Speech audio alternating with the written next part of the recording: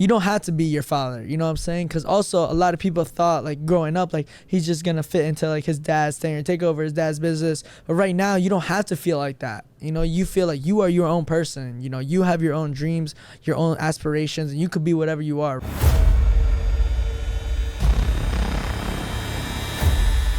Welcome to the King's Code Podcast.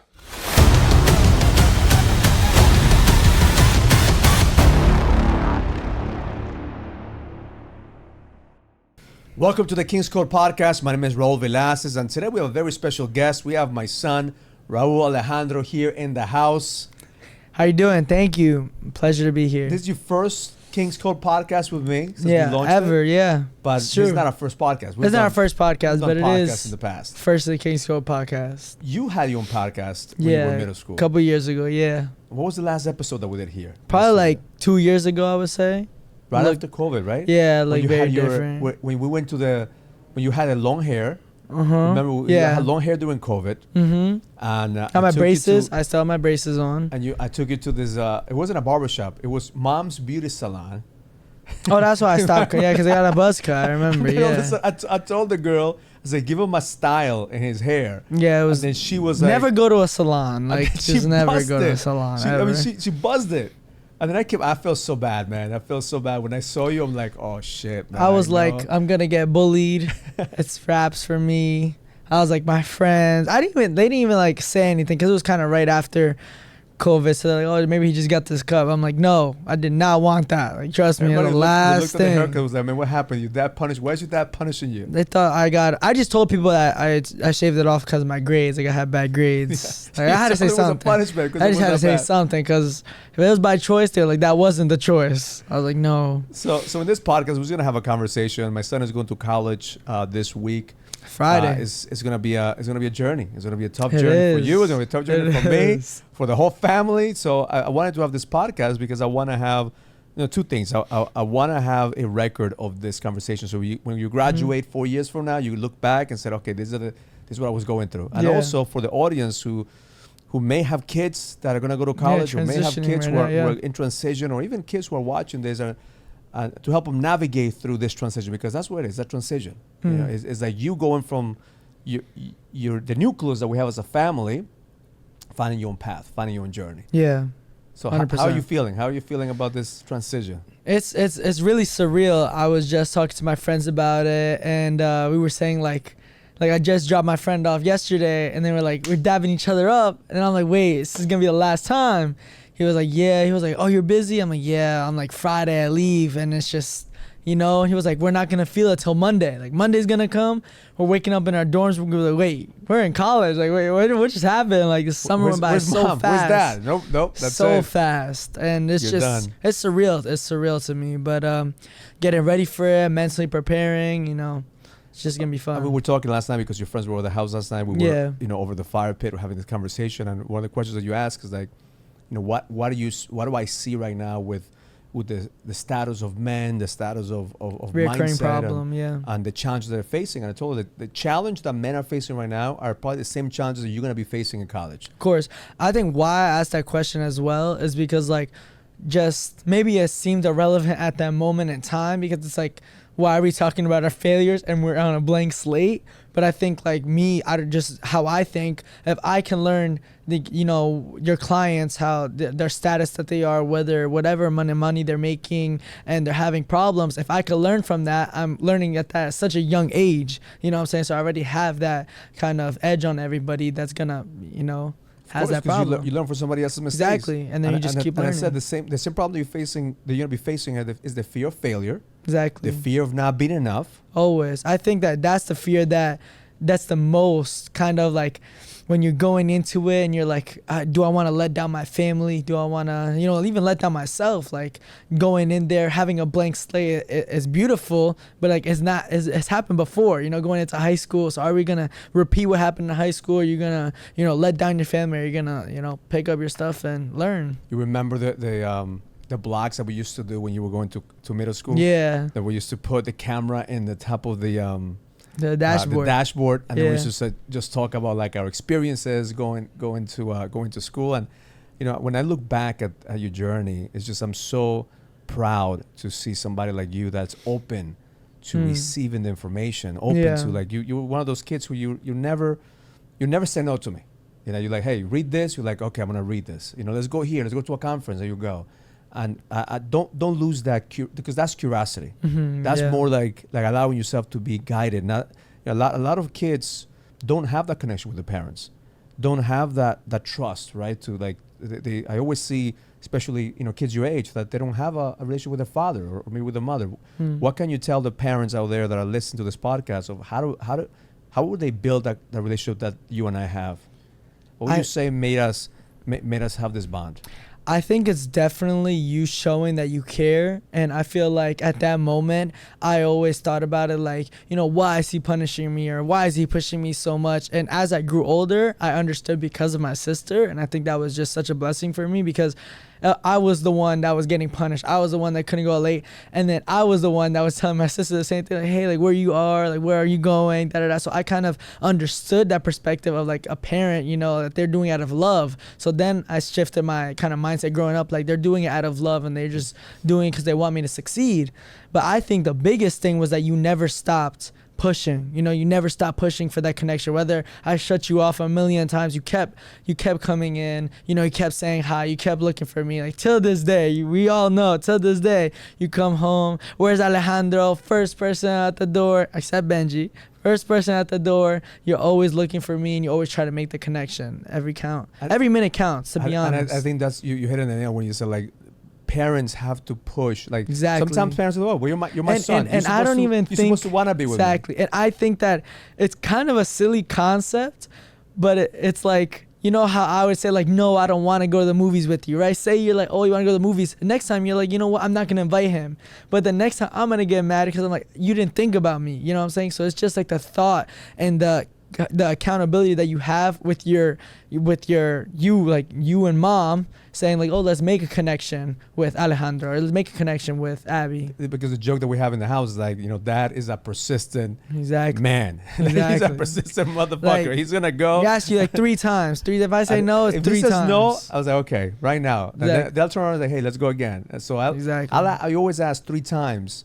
Because you never know when people change their mind. Exactly. And this has happened. You say, you know what, let's go. Yeah, it has happened. You know what, let's do something. You know what, let's just make them happy for the night. And we end up having a great time. Exactly. But that's something that I learned early on when I was in business. I knew that like I didn't have the type of business or the type of job of a 9 to 5, right? Mm-hmm. So I was working like all kinds of hours. Yeah. So I made a decision to have an hour of power. Yeah, when we were younger, that was the beginning of that connection because I dedicated an hour when I come home, and it was like 1 hour of work, with you and your sister doing whatever. I said, okay, let's take out what was the favorite toys that they used to play with? Nerf guns. We would like go on the couch and like kind of flip the couch. I don't know. We would have like. We put like towels, and then you would pull us with like the exercise stuff, and then you would like the lightsabers. That was the best one. Lightsaber, turn off the lights. And then like and then not even that. We light them up. And then like the dance party, and like then the ninja. Then we had a lot of stuff, so much stuff. It's just putting the intention, putting the connection out there, and even though your kids may not want to hear it, like they are hearing it. They will. That's what you were. And it's also like I'm telling you, the push matters. Like later on, they'll see like they made that kind of time for me that I feel special. That's what it is. Like you feel special as your kid. Like you dedicate that hour of power. That was it. Like we were waiting for you to come at 6 o'clock, at 6 o'clock to 7. You know what I'm saying? That was a time dedicated to us, and we just felt special. So that's one thing I would say to parents, is like. Pursue the kids, right? Pursue the kids. Go after them. Don't leave them alone. Don't leave them alone. Even if they shut you off, because there was a time that you and I, when you turned teenager, there was a rough time because you were into your games, you were into your PlayStation. I remember the time that I almost broke the PlayStation. Yeah, then Fortnite came out. Nobody could get off that game. Fortnite was the crack, man. That was something. If that came out, I was just talking about to my friends. If that came out during COVID. Oh my God, we'd be different kids now. So what got you out of it? Because you went through that. You were eating a lot. You were just playing video games. not going outside. I was literally talking about it just with my friends yesterday. Like, I was really there, and it did not feel like 10 hours, but I promise you, nonstop 10 hours almost every single day, and it didn't even feel like I was playing anything. It just felt like it was in another world. Like, that's how it was, just crack, literally. But I think what changed us was when your grades came, Yeah. and you were failing, and I said, all right, no, we got to do something. Yeah. I said, and I don't know what to do in this case because it was COVID. And it was kind of like you couldn't really do a lot. It wasn't like it was hard. It's we like, okay, limited. go to your room. Yeah, exactly. Okay, Yeah. We've been in the all room. in the room. Like, what are you gonna do? Yeah. So remember the punishment. The Yeah, it was punishment running. was running. And I still hate running to this day, but it's like that was the worst punishment. I think if you ever gonna tell your kids a punishment, it's literally running. I promise you. But they'll thank you after. But oh my God, how I hated running. Like, and you knew, and it would be. And I promise you, you could not make this up. It was a mile. I think it was a mile there, a mile back, and I would be mad because you would ask me. You're like, what would you say? Why'd you get grounded? And then I didn't want, and my stubbornness, like, we were just clashing heads the entire time. And I thought, I'm like, you know what? I'm going to go 30 days without telling him. And I remember I did not budge. And at the end, you were like, if you tell me, we can stop running. And I was like, I will run till I die. The funny. thing is, we will run. And he said, how many days are we going to run? I said, until you learn and you tell me why you're failing. Because that was the question. Why are you failing? Why are you failing? You were like, I don't know. Why are you failing? Said, okay, let's go running and figure it out. So, and I don't know why I was so hard-headed back then. Why are you failing? I don't know. It was so, and every time, I was so hard-headed. I would get madder every time that question was asked. I was like, I hated it. But later on, it taught me that, like, going into college now, it was kind of like, now I'm embracing that failure. Like, if I fail, I know what to do to get back up. You know what I'm saying? Like, I was in that failure. I've been in that stage and seen what it's done to me. It's like, and that failure gonna really affect me the way it did freshman year to this freshman year. And that's a great thing. I always tell you, like, if you're gonna fail, you have to learn from your failures. Don't be afraid of failing. Like what happened to you in freshman year in high school is like, now you have a framework to say, you know what, I'm not gonna make the same mistake as freshman year in college. I'm not gonna, and if that happens, you're gonna start running. You're gonna start running.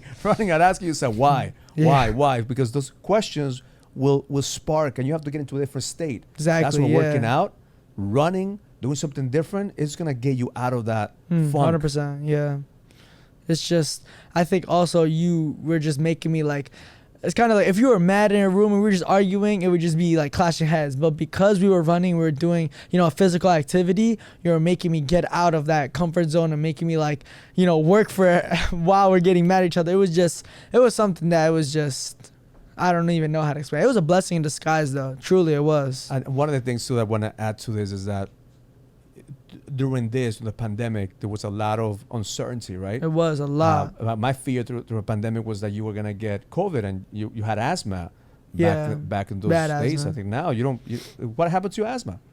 Because I work out, I just kind of just got it out. You start taking care of yourself. You stop eating sugar. Yeah, we have our bet right now going. I want to see, because if we're gonna watch this when we graduate, I think I won. I know. Listen, let's tell I the bet. know I won. What's the bet? So the bet is I'm supposed to do no sugar, and let's explain what no sugar means. Because I've explained it to my friends, and they're like, "Oh, what's no sugar? Everything has sugar."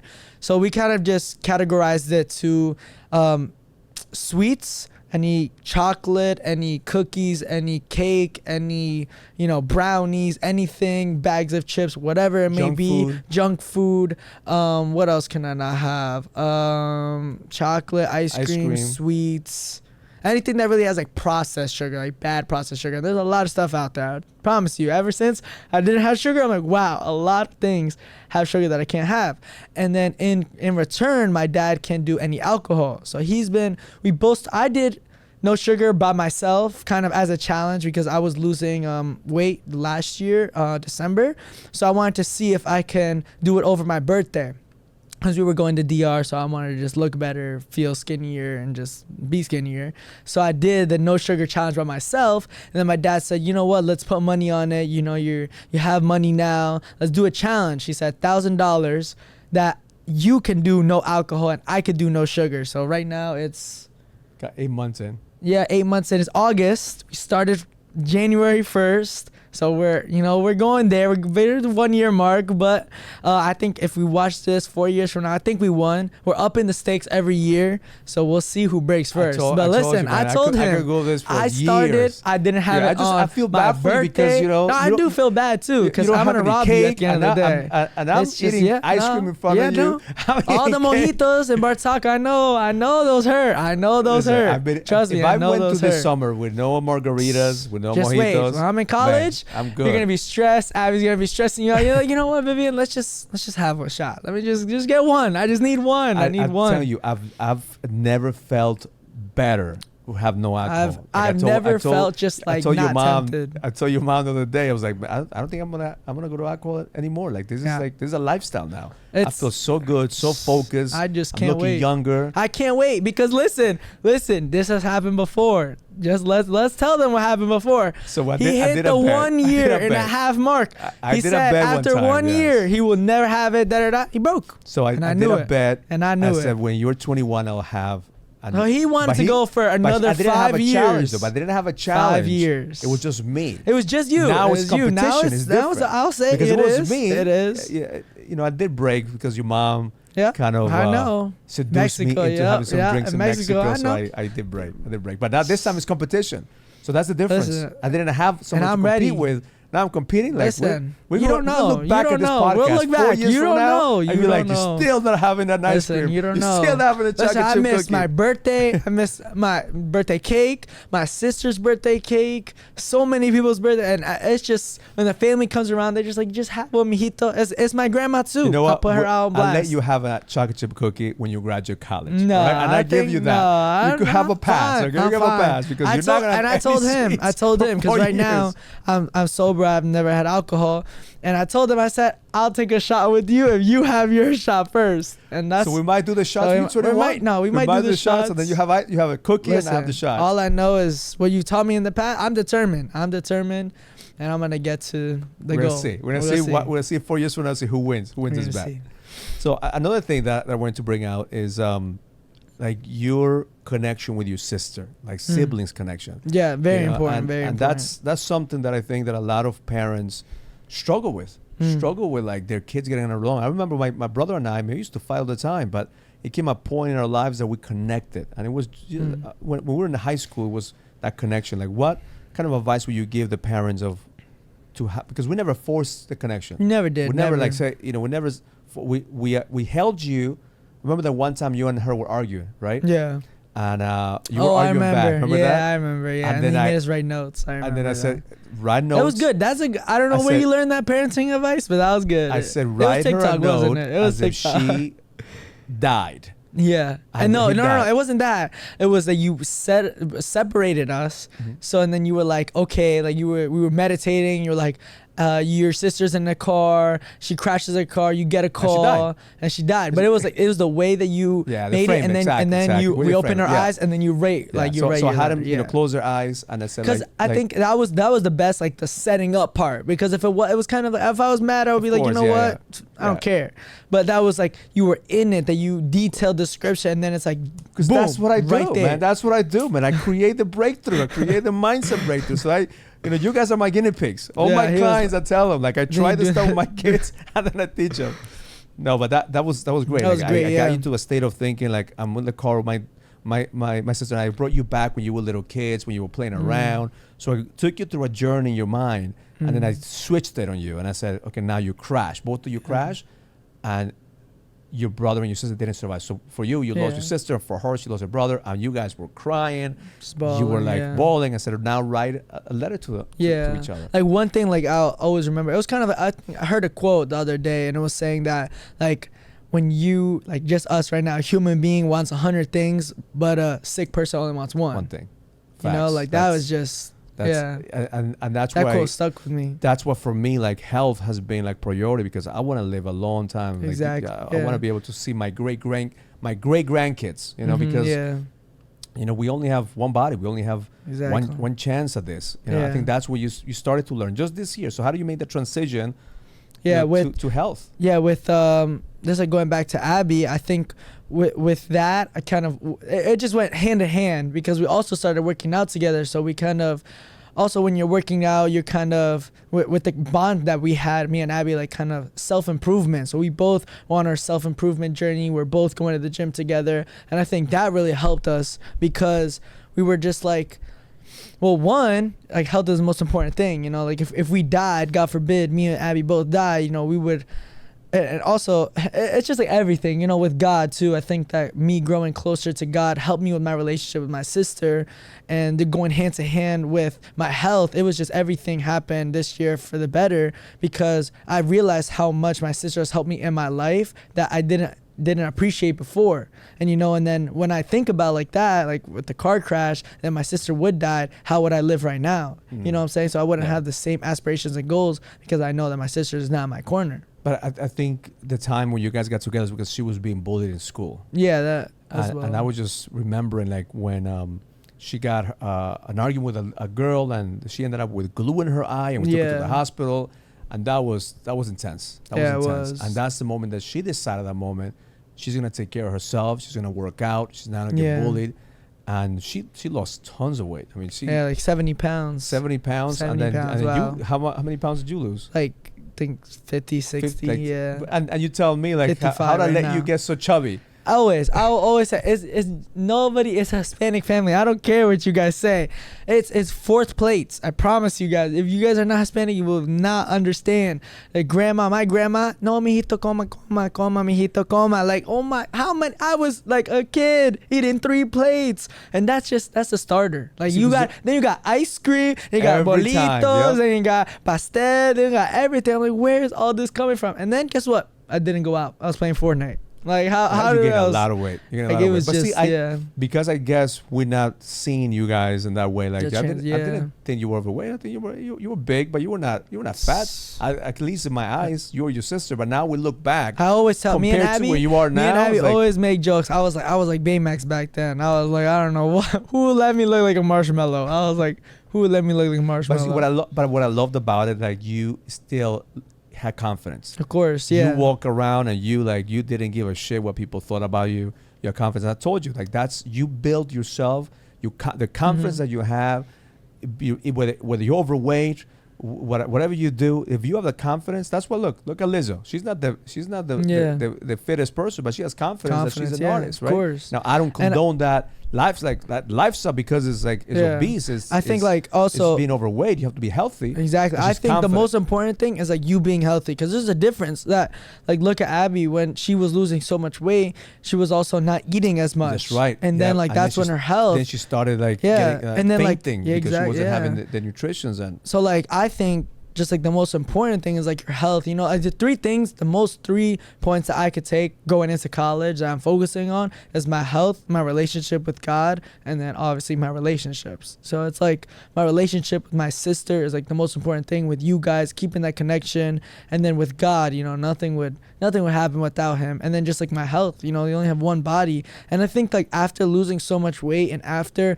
kind of seeing your progress going with your friends, like I went to, you know, the gym with my friends, seeing the progress that you have together, being in that environment, you also like get a sense of like proud, you know, you're proud of yourself. You're like, I did that, nobody else, you know, I did that. I was the one, you know, that was getting made fun of for being fat, and now, you know, only getting better. And that's like, for me, the best revenge is success. The best revenge is just living your life happy because you're always going to have haters. Exactly. You're always going to have bullies. I have bullies growing up, like, man.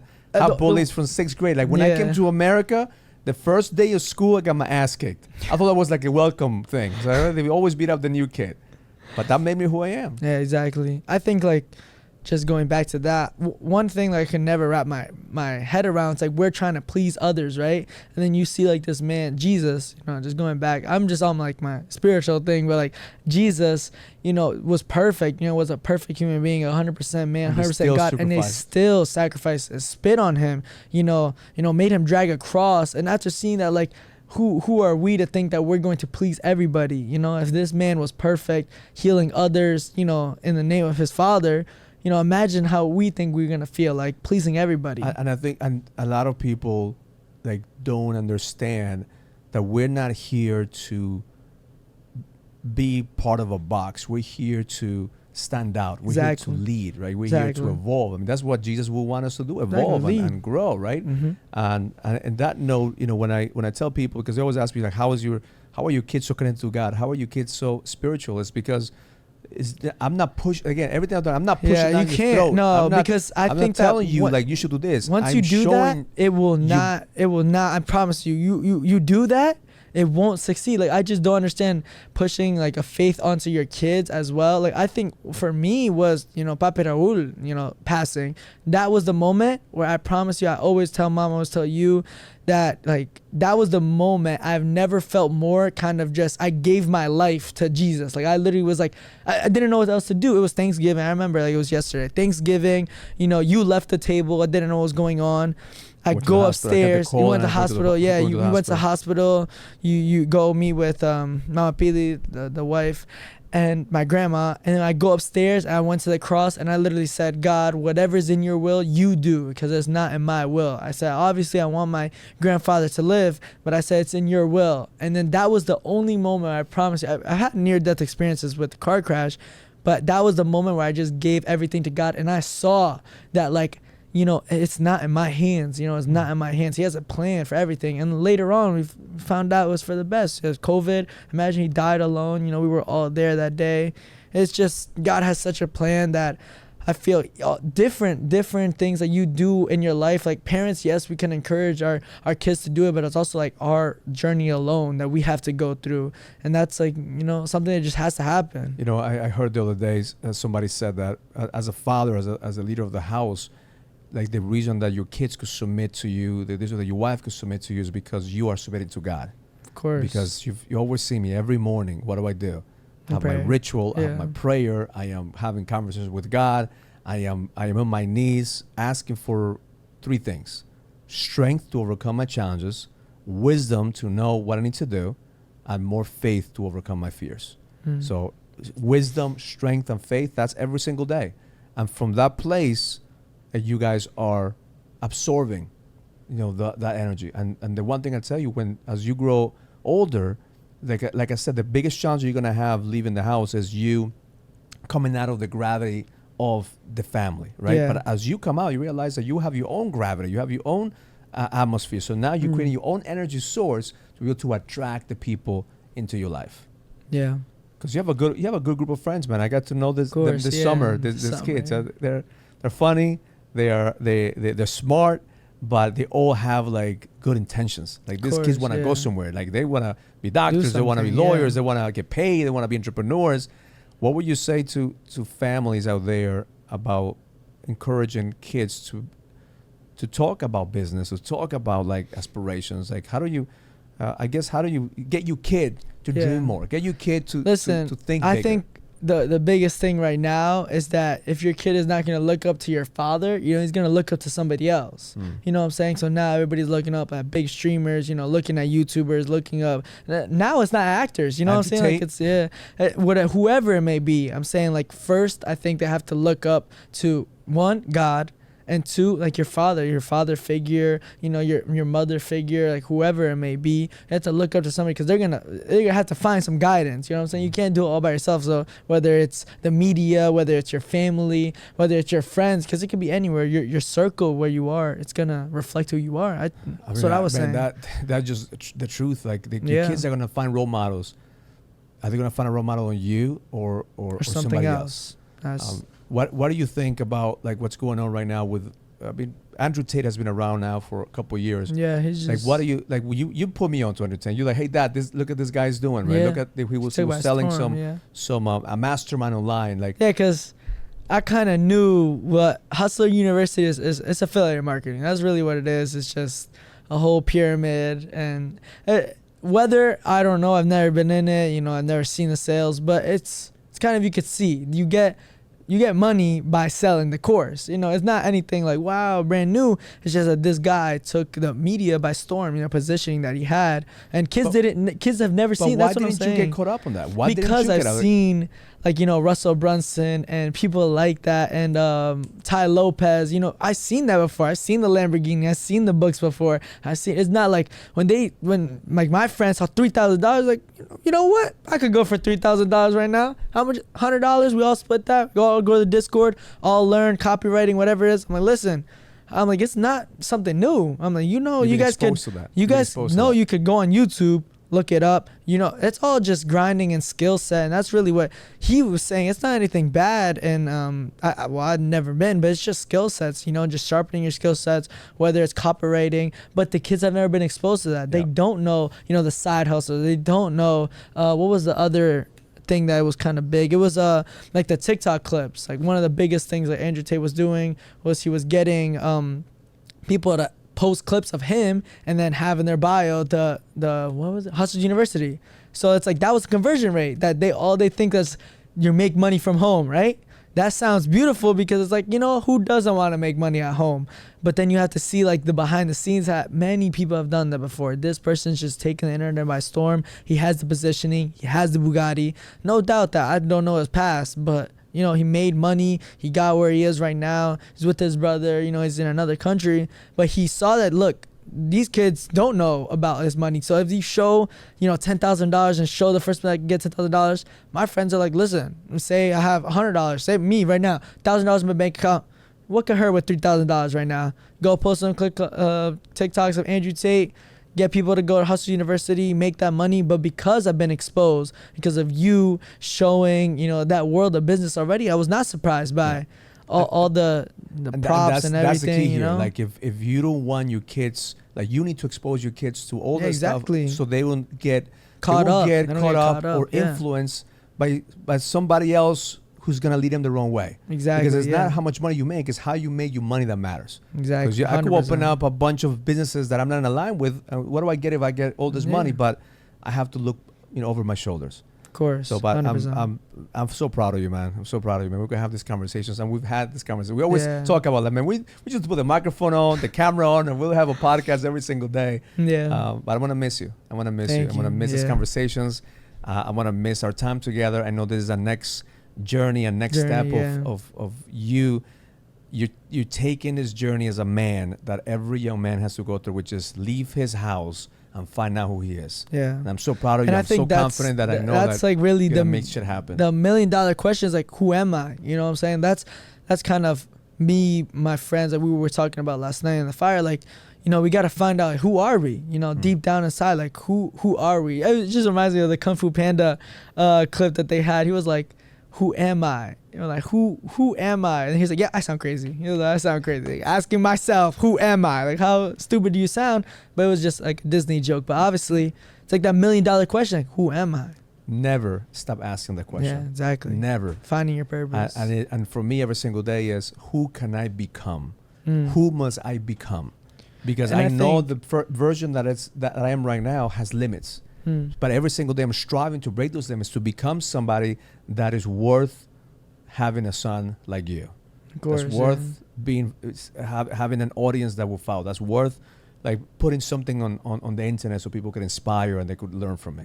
Yeah, and like just become is what matters. Advice that I have for kind of like sons that are in the position or similar position, like you already successful. I'm going to college right now, finding my own purpose. It's like you don't have to be your father. You know what I'm saying? Because also a lot of people thought like growing up, like he's just gonna fit into like his dad's thing or take over his dad's business. But right now, you don't have to feel like that. You know, you feel like you are your own person. You know, you have your own dreams, your own aspirations, and you could be whatever you are. Right now, we're in the golden era. You could be whatever you want.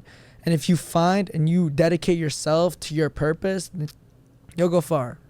We're gonna make this clip right next to the Gary Vee clip that you have with him when you were 10 years old. When you were asking Gary, like we'll ask the team to put it together here. When you ask him like, hey Gary, you know, what would you advise me if I was in business? So what would you say to that 10-year-old kid? 10-year-old kid going to college. What would you tell him right now if you could look back?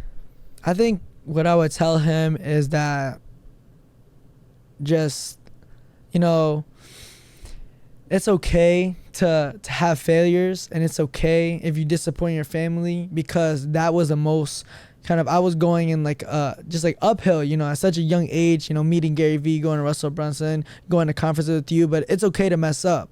Like I felt like, and my dad's watching me, I can't mess up, you know, I have to do what I have to do. Like at the end of the day, you are 10 years old and you know, you can live your life. But at the same time, you know, appreciate the journey because that won't ever happen again. And everybody says it, but time does move by fast. And I would just say to my 10-year-old self, enjoy the journey, you know, embrace the failures and just always aim for the moon, because even if you're all the way up there, you already made it, you know, farther than people that are living in a box. You know, you're going farther. You're aiming to the moon. The only way you could go is really up. And there's always a next level. Always. And with God, nothing's impossible. Yep. So proud of you. So proud of you, my boy. Thank you. I can't wait to see this 4 years from now. 4 years from now, we'll see. Yeah. Thank you. So if you got value from this podcast, just make sure you subscribe. Follow Alejandro in his journey. Hopefully you could post more in your Instagram. Yeah. And you guys TikTok. keep up with me. Yeah. And just comment below and let us know, you know, what you any get questions. in this Yeah, because we'll probably do this. We'll react to this 4 years from now. Well, let's do another one sooner. Okay. Maybe when you break from college, we'll come out and we'll give us some wisdom. I'll guarantee you one. Okay. I'll guarantee you one. I'll take one. Give him the contract. Give him the. I'm sending the contract. I'll guarantee you one. I'll give you 3 one. All right. Love you. Love you. Here. Give me time. I love you so much. If you're ready to find the edge, go to kingscodebook.com to get the latest copy of my book, The King's Code. This book will help you find the clarity, the certainty, and the purpose that you need in order for you to lead with power. Go to kingscodebook.com and find your code to the edge now.